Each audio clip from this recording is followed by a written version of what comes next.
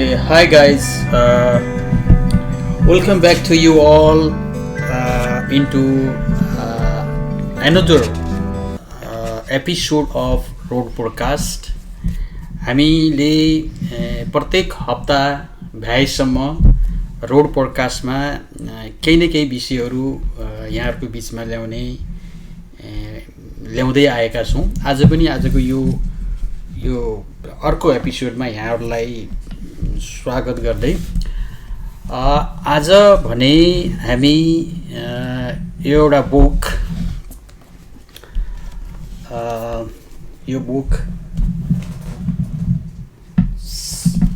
यसले साउथ एसिया चाइना जियो-इकोनोमिक्स भन्ने छ। प्रोफेसर डाक्टर युवराज सङ्ग्रौला सरले लेख्नुभएको यो किताब प्रिन्सले लगभग सबै पढे केही समय लगाएर र योसँग सबै डिटेल उनले भन्दैनन्, तर यसका मोटामोटी के चिज कति चाहिँ उनले ग्राफ्स गरेका छन् त्यसलाई उनले सेयर गर्नेछन्। मूलतः यसको एउटा हिस्टोरिकल पर्सपेक्टिभ र इकोनोमिक पर्सपेक्टिभमा उनले कभर गर्छन्। मोडर्न डे हिस्ट्री र पोलिटिकल इकोनोमिकल पर्सपेक्टिभबाट यिनले गर्छन्। नर्मल्ली हाम्रा दुईवटा एपिसोड हुनसक्छ, खास गरी यो साउथ एसिया चाइना जियो इकोनोमिक्स को बारेमा यो बुकले जस्तो अहिले पश्चिमा जगतबाट विश्वलाई एक ढङ्गले व्याख्या गरिरहेको अवस्था छ भने यो बुकको थोरै डिफ्रेन्ट पर्सपेक्टिभ छ होला जस्तो लाग्छ मलाई पनि, होइन। चाइनाको चाहिँ उदय, भारतको उदय, साउथ एसियामा ग्लोबल फोर्स साउथ एसियामा केन्द्रित हुँदै गरेको अवस्थालाई यसले चाहिँ बढी चर्चा गरेको छ जस्तो लाग्छ। र अब त्यसको रिफरेन्समा डाक्टर प्रोफेसर युवराज सङ्ग्रौला नेपालमा बाह्य शक्तिहरू, बाह्य फोर्सहरूको चाहिँ नेपालमा कुन डिग्रीको इन्फ्लुएन्स छ, विकास, समृद्धि, नेसनल इन्ट्रेस्टमा चाहिँ के फ्याक्टरहरू बढी हाबी छन्, अथवा भोलि यो त्यसको लागि नेपालले कसरी म्यानेज गरेर जानुपर्छ, किनभने वर्ल्ड पावर साउथ एसियामा केन्द्रित हुँदाखेरि किन केन्द्रित हुँदैछ भने चाइना र इन्डिया इमर्जिङ पावर भएको हुँदाखेरि विश्व शक्ति त्यता केन्द्रित छ। अब ती ठुला इमर्जिङ पावरको बिचमा नेपाल भएको हुँदा त्यसको प्रेसर नेपालमा डेफिनेटली पर्छ र विश्व शक्तिशाली देशहरूको एउटा टक्राव जस्तो नेपाल बन्न सक्ने चिजलाई आकलन गरेर केही फोरकास्टहरू र केही चाहिँ वास्तविकता कुराहरूलाई पनि सायद उजागर गर्नुभएको छ होला। डाक्टर युवराज सङ्ग्रौला सरलाई चाहिँ धेरै यो लेभलको चाहिँ किताब यहाँले मार्केट ल्याउनु छ। कतिले पढ्नु भएको छ छैन, तर मैले पढेको चाहिँ एकदमै राम्रो किताब छ, यहाँले पढ्नलाई पनि मैले आग्रह गर्न चाहन्छु। प्रिन्सले पनि सर र एकचोटि पढेका छन्, कति ग्राफ्स गरे। 12 years old boy studying in grade 7, and he's going to highlight some basic informations and content of this book. Okay, Prince, welcome you in this episode of Road Podcast, and let's begin from where you want to speak today in our episode. Okay, so in today's episode we're going to talk about the historical aspect of a book more than the modern day history / economic standpoint of a book. Mm-hmm. So let's get started into it. Okay. So there's multiple different histories it covers, so I'll just go in chronological order, in like the order of history. Okay. So I'll go to like Nepal's history first, as it is Nepal's history, like the early Nepal history, 680, around Lichavi times. Lichavi time? Yeah, around the time where the Silk Road was established. And the other Silk Road route was established in Nepal, which went through Nepal and the Hindu-Kush mountains into Iran. Oh. The secondary one route. So, it explains that during like more like the Maurya Empire. Maurya Empire? Yeah. like Chandragupta Maurya. Maurya. Yeah, the Maurya, Ashoka the Great. Yeah. You know, their empire, the Maurya Empire, Mm-hmm. which was the largest empire in India's history. Oh, Indians, yeah. Yeah, like during 200 BC, right? Mm-hmm. During that time, like it says that when the Mauryas were conquering, that like the Chandragupta Maurya just didn't conquer Nepal. The reason was that Nepal assisted in Chandragupta Maurya overthrowing the Nanda dynasty. The Nandas were originally the same family that killed Chandragupta Maurya's entire family because they were a rising force in India. Oh. And that area is usually referred to as Magad. Oh my God, yeah. Yeah, Magad. Mm-hmm. And the reason Chandragupta Maurya or any of the Maurya emperors never invaded Nepal was because we helped them overthrow the Nandas, who were the ones who originally killed Chandragupta Maurya's family and then humiliated Chandragupta Maurya. Oh. So but after the collapse of the Maurya Empire, so no other kingdoms in India were able to conquer Nepal because like Nepal was just recognized as a peaceful place, and during that time the Kirats were the ones who ruled Nepal. The Kirats, and none of them dared to invade Nepal as Nepal was seen as the peaceful part, okay? And like basically Nepal never really interfered in Indian politics that much back then. They just sat there just doing their own business. They just minded their own business as the kingdom in the Himalayas. And this is like where our story starts, okay? So basically after the Kirats, the Lichavis took over, right? And when the Lichavis were there, they still controlled Nepal and all that. And based off some old maps, Nepal could have included more territory than it used to. Like, instead of having more western territories, it would have had more eastern territories, like Kathmandu Valley. The maximum it reached out west would be probably around Gorkha or Baglung or Dolpa, around that area. That was the maximum old Nepal reached. And then it would go mostly to the south. You know, like, what do you call it? Sikkim, like, what's below Sikkim? Like, I forgot the, like, Pradesh of India that was located beneath Sikkim, like, Simrangarh? I think it's going to be like not Uttar Pradesh, like some parts of Uttar Pradesh. Himachal, Sindhulgarh? Not Sindhuli or Himachal, like that part of India, that stretch of land that goes from like the part of land that like you know, what do you call separates India and Bangladesh, that part. Okay, some parts of Bangladesh and like a little over there, just a little, okay.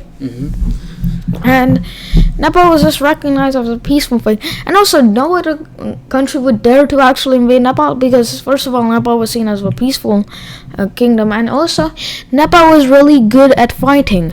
First of all, Nepal's geography is really good, but for the defenders, but awful for invaders. Because look, if you're going to invade Nepal, you have to first go through a lot of rivers, then you have to go through mountains, and in the mountains is where most Nepalese live, instead of on the plains. Okay, so you won't get an easy capitulation, and the countless rivers, and also the amount of places where you could get ambushed at in Nepal, and also Nepal also having a good military would just be a disaster for anyone else. And so no one invaded Nepal. Greater Nepal, where is reached Greater Nepal? So do you have any idea? Like, what do you mean by Greater Nepal? The Greater Nepal was reached up to the Sikkim. What do you mean by that?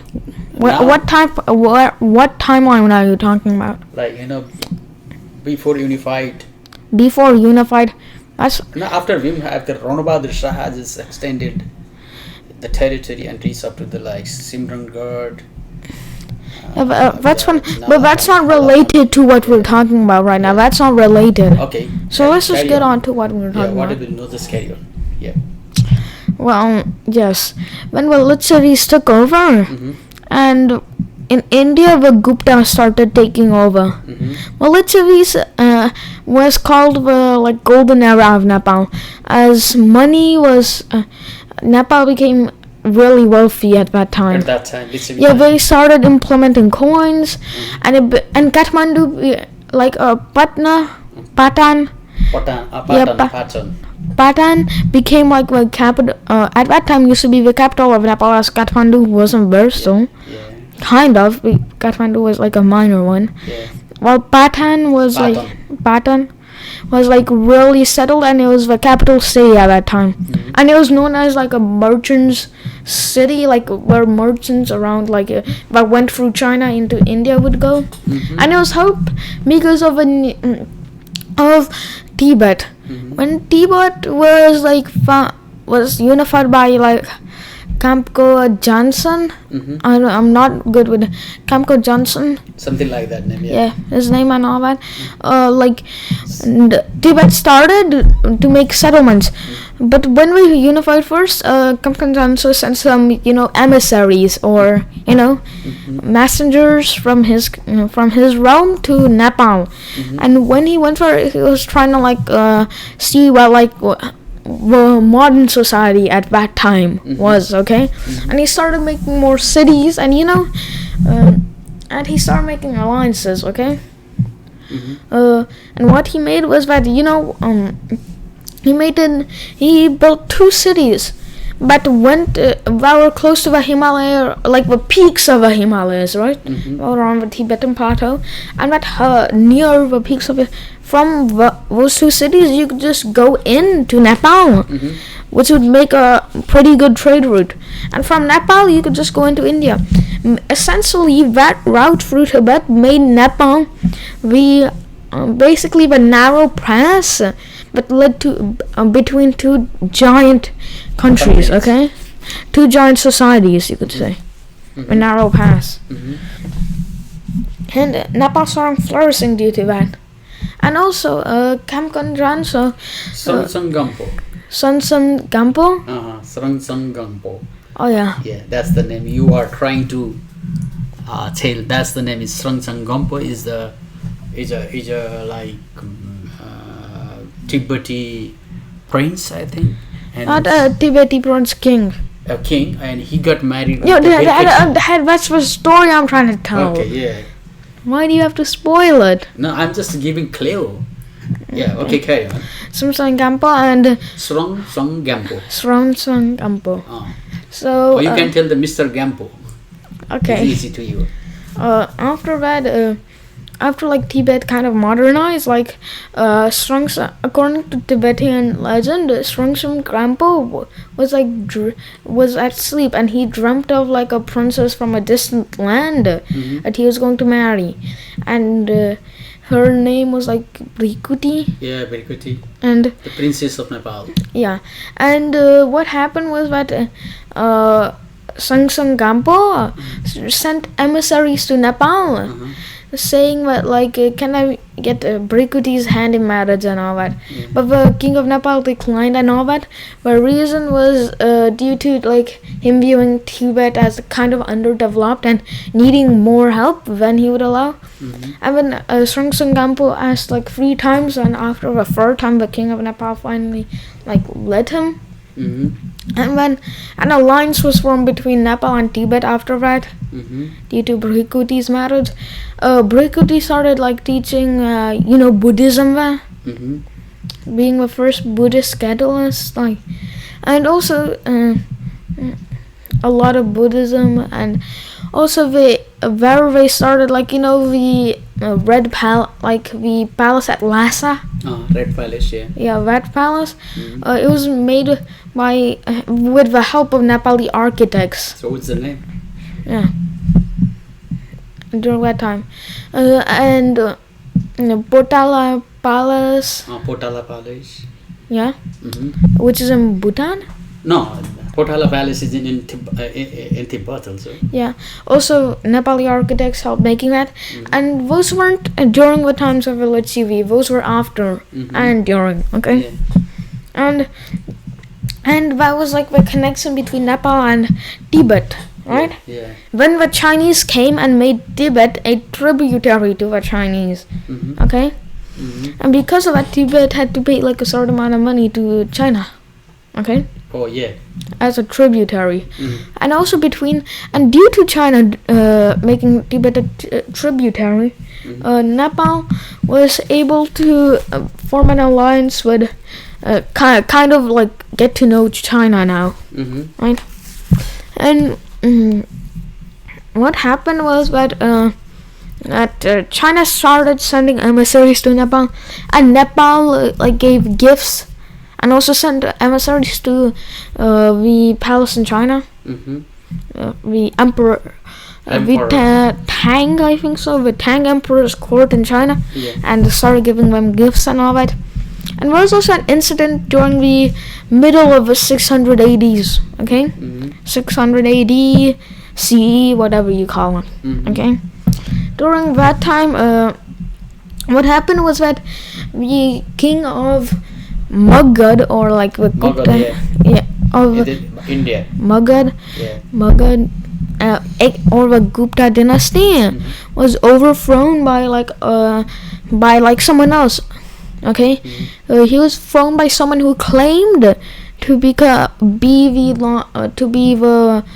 the brother of that same emperor, the older brother of the emperor. Mhm. As the person who inherited the Gupta empire, his dad Mhm. had two sons, but his eldest son died, Oh. and he claimed to be that eldest son, Oh. and he won and overthrew as a pretender heir. Mhm. And when China sent emissaries Mhm. to the Gupta or Magadh or whatever, Mhm. what happened was that it wasn't the Gupta, I think so. It wasn't the Gupta. I think it was long after the Gupta, or like middle 600. It was like after the Gupta collapse. There was like a border kingdom next to Nepal and all that. There was like I think a border kingdom, and like what happened was when China sent an emissary there. And what happened was the emissary and his column were captured, and they were getting tortured and all that. Okay? Mhm. They were starting to get tortured and all that. Were just captured for no reason. Oh. And what happened was that China was calling Nepal and Tibet to go, and Nepal and Tibet actually helped China in collapsing with that kingdom and actually getting the emissaries back. Oh. And Nepal was the one who actually got the king of that kingdom, Mhm. and Nepal just delivered him all the way to the court in China, where the emperor, I think, executed him Mhm. and all that. And that like shows a bond of trust, and also like a lot of Chinese merchants also Mhm. went through Nepal according to the book. Yeah. These are all from the book. Mhm. And So which date we are reach up now? like the 600s AD. Okay. Okay. Yeah. Mhm. And about that's what I'm talking about. But it also talks about how like over increasing dates, like Nepal and China's trust increased and all that. But it was during the middle of the 1800s Mhm. that their trust kind of went down. It was early 1800s, specifically around like the 1790s. During the 1790s, Nepal invaded Tibet. Nepal invaded Tibet. Yeah. Yeah. Mhm. They invaded Tibet and they made them a tributary to them. Mhm. Okay? When China invaded Nepal, kind of, they didn't really invade Nepal, but they did fight Nepal. Mhm.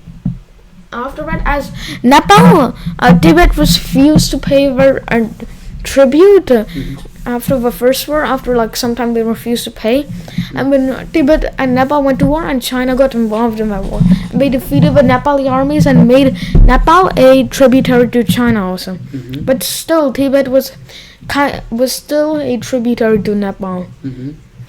or kind of, because And because of that, during the 1812 Anglo-Nepali War, the Chinese Qing emperors didn't intervene against the British. They just let Nepal do. And because of that, the bond of trust was gone between Nepal and China.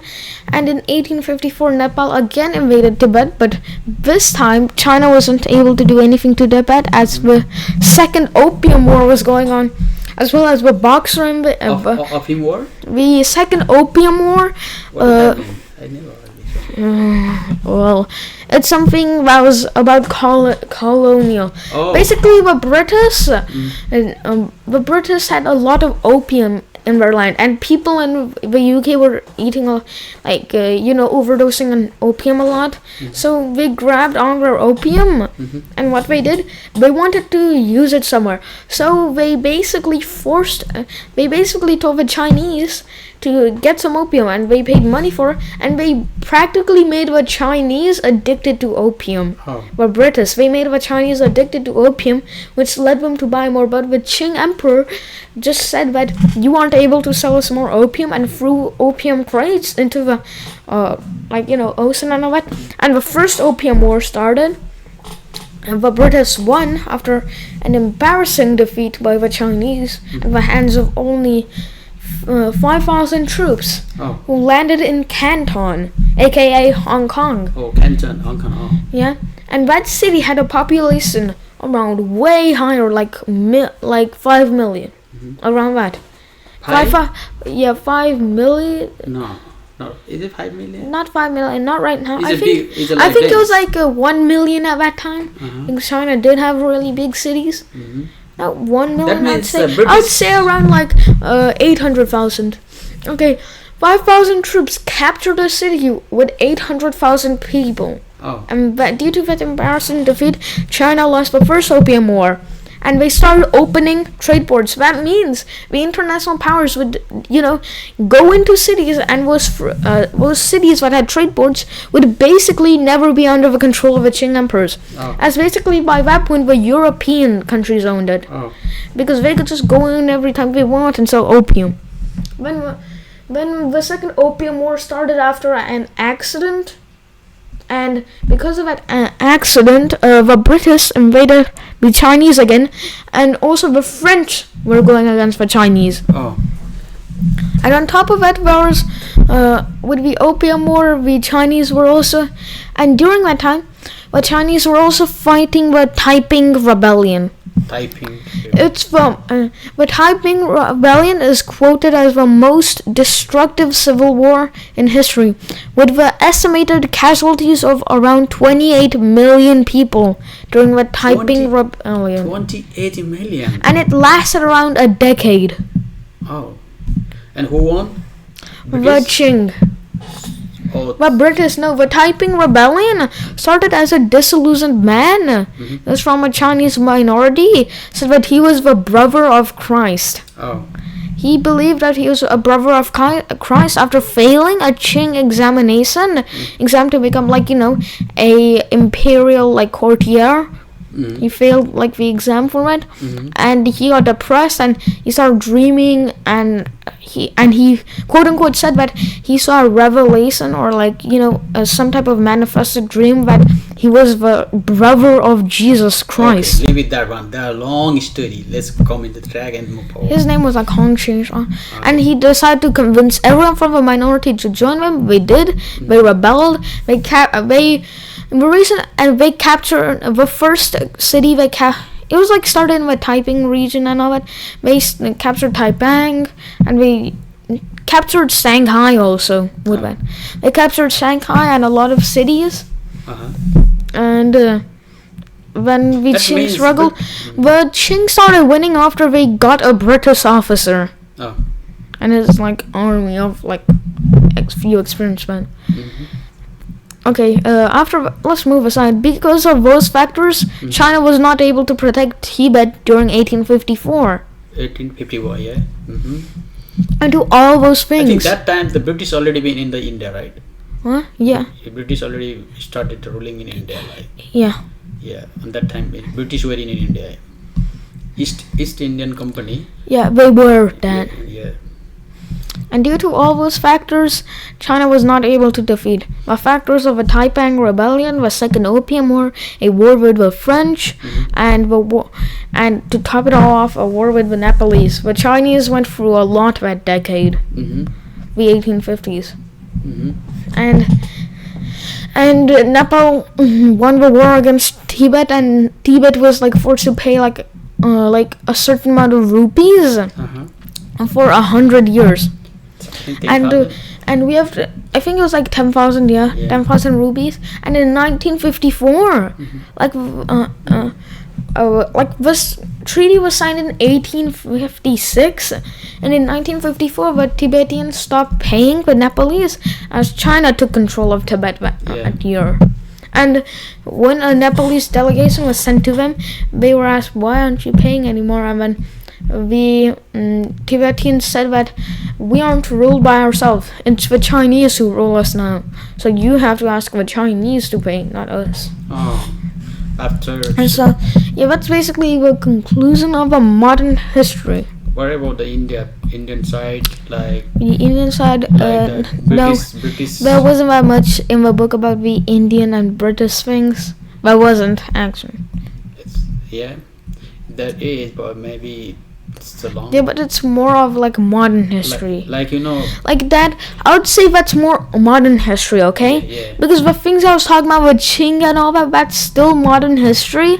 As modern history is class, early modern history is around from the early 1700s to the 1800s is early modern history.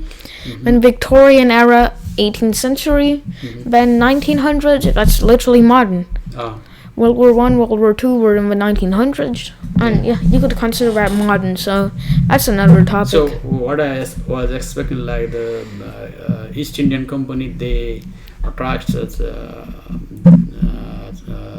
Nepali territory, and they got fight. Nepal lose some territory. This and that, and then I did kind of explain that. Okay, so that's it for today, guys. Okay, thank you. And next remaining parts of the books will come into next week. Next week, another episode. It is not a very detailed talking about this book, but very briefly, whatever he understand, what he grasps in his knowledge, he just share his way. Keep watching, just promote us. If you want to share it, we are just making a knowledgeable video podcast. We are promoting the small kids who have knowledge in history, facts, this and that, and your help, your cooperation needed. And just share it. Your cooperation means just share it, watch it, comment it. That's all. Thank you very much for watching. Bye. And bye.